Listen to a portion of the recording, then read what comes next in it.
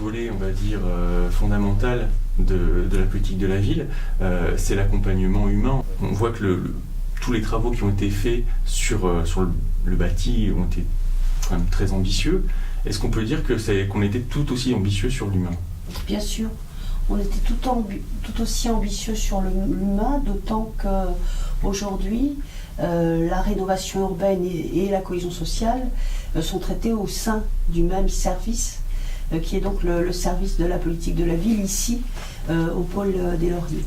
Et on l'a été, on peut le démontrer, d'abord parce que, je l'ai dit tout à l'heure, nos partenaires essentiels, bien sûr, en matière de politique de la ville, ce sont les associations. Et depuis 2008, notamment à travers le contrat urbain de cohésion sociale, l'aide aux associations, notamment du côté de la ville, a été financièrement fortement augmentée, puisqu'on peut avoir des ambitions, mais ces ambitions ne deviennent opérationnelles qu'à partir du moment où les moyens financiers permettent aux associations de réaliser un certain nombre d'actions. Donc ça, c'est un premier élément important. Le deuxième élément, c'est que nous avons développé de nouveaux programmes. Je pense par exemple au programme de réussite éducative qui permet aujourd'hui à plus de 400 enfants d'être suivis pour retrouver le chemin vertueux de l'envie d'être à l'école et d'y réussir. L'atelier santé-ville qui permet aussi d'aborder les problématiques santé à la fois avec les partenaires associatifs et les populations. Je pense à la relance du Conseil local de sécurité et de prévention de la délinquance qui nous permet aujourd'hui de développer un certain nombre de projets en matière de prévention routière, mais aussi en matière de prise en compte des problématiques par territoire, puisqu'à travers des cellules de veille qui réunissent l'ensemble des partenaires, les bailleurs, la police nationale, municipale, la justice, les associations, on peut regarder de façon très pragmatique les problèmes que vivent les habitants et essayer de les résoudre. On a mis en place aussi un plan de lutte contre les discriminations, qui est aussi un des volets importants de la politique de la ville. Donc voilà, l'enjeu c'était à la fois de pouvoir soutenir les associations et développer des programmes nouveaux qui permettent de répondre à un certain nombre de problèmes. Est-ce qu'on peut peut-être illustrer certains des travaux, notamment associatifs ou institutionnels, par exemple, les actions qui ont été menées pour que les habitants s'approprient le nouvel espace, leur nouveau cadre de vie?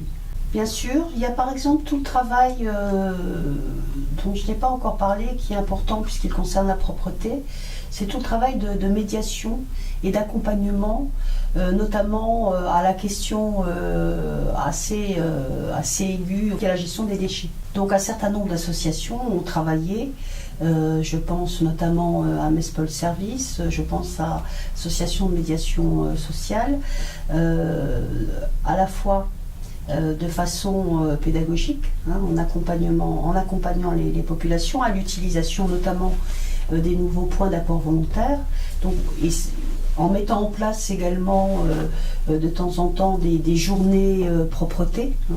Donc ça c'est le lien direct entre le cadre de vie et le travail associatif. Il y a ensuite tout un travail d'animation qui se fait de plus en plus de manière partenariale, puisque nous avons souhaité au niveau de la politique de la ville à ce que les associations travaillent davantage ensemble. Je pense par exemple aux fêtes de quartier, je pense aux écolo-trucs, je pense à ce qui est fait ici par l'association La Passerelle, cette importante initiative de mettre en place un média de quartier qui va avoir aussi pour vocation de valoriser tout ce qui se fait dans ce quartier-là.